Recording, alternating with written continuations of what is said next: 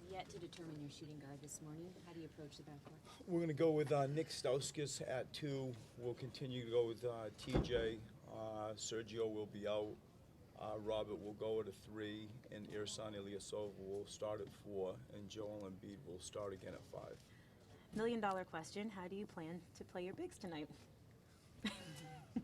If you Boston journalists knew this question, it's like, it's fair though. I mean, it's real. We'll feel it out.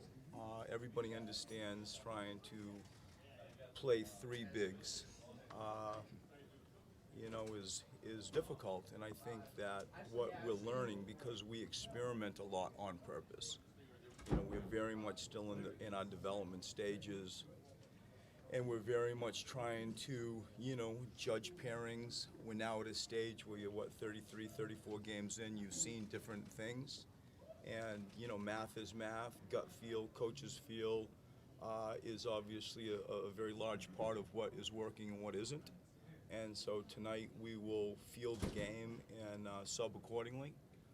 But I feel that at this stage what we all should hear is cramming minutes. Say you got 48. With 3 bigs is kind of unfair to the players, and so we will figure it out as time unfolds and the game unfolds and go from there. Do you have a special approach to Isaiah? Looking at him, he doesn't look like he would warrant a double team or anything like that, but he does what he does. He does what he does, and I think the Celtics are a very good offensive team. I think they're the best offensive team in the NBA in the fourth periods. I believe he leads fourth periods in scoring. I believe he leads quantity of free throws in fourth periods. I'm not saying single-handedly, but kind of almost beat us in Philadelphia in that 1-point loss that we had. And he's just so elusive. He's got the ability to create off the dribble. That might sound like it's common to say that, but it's rare and it's hard to guard somebody that can create their own shot and at times doesn't need a pick and roll. And so, we got to choose the defenders that we can, that we feel have a chance to guard somebody that elusive, that dynamic. I had a chance to see his 50-whatever point game against Miami and that massive fourth period. And he's an all-star for a reason, and so we have to really, as a team, and stamp off on a few guys that we think can just stalk him and make his life as difficult as we can. Where does your mind go when you hear Joel say he wants an opportunity to guard him?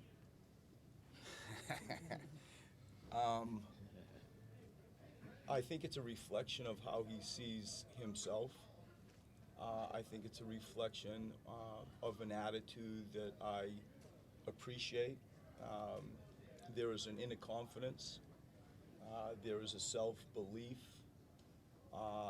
There is the fearlessness to say things kind of out of the box.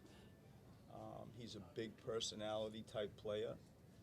And I think, to Bob's question about, guarding him, at times you may have to switch because they have the ability to pick and pop Horford or Olynyk, and those guys can shoot threes.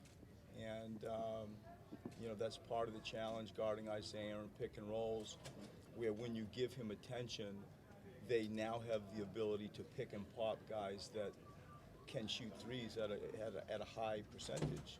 And so in that circumstance, Joel might find himself on Isaiah Thomas. We talked about the classroom aspect of Simmons and his wellness and strength conditioning, but have you guys thought yet to when it comes to the on-court stuff, how you begin to approach building him back, even if it's beyond shot stuff, where you want his body to be when he first starts Simmons. Out, that sort of thing, as he does more on the court?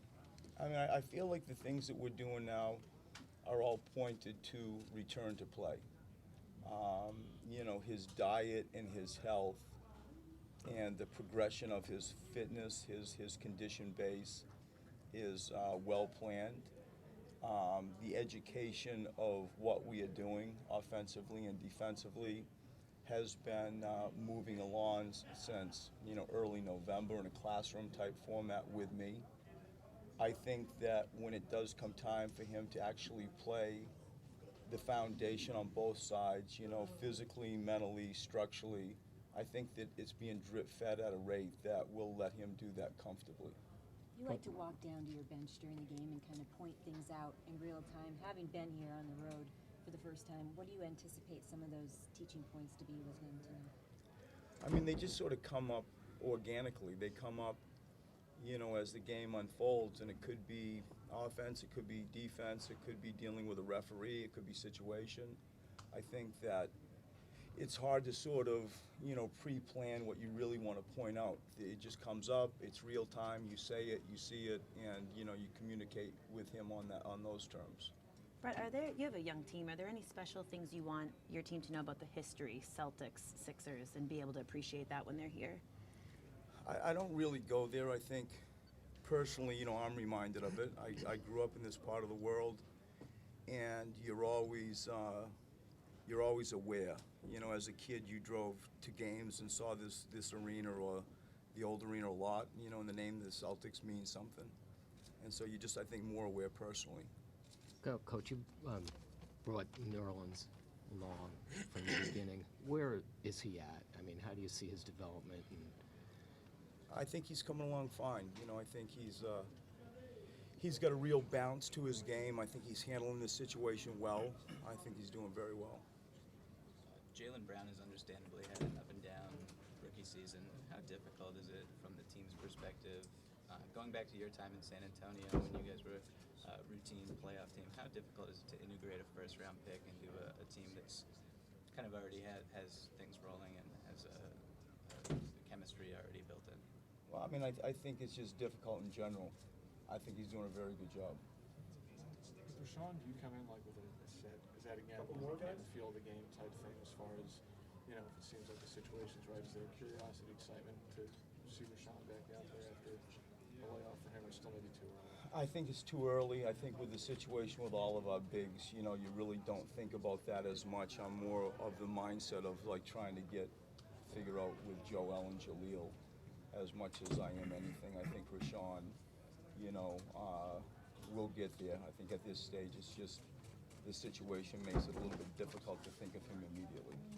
Brett, curious if you heard the pilot last night on the flight into Boston on the intercom say, "Remember to trust the process." Did you hear him say that, or were you busy I did working? not. Okay. Yeah.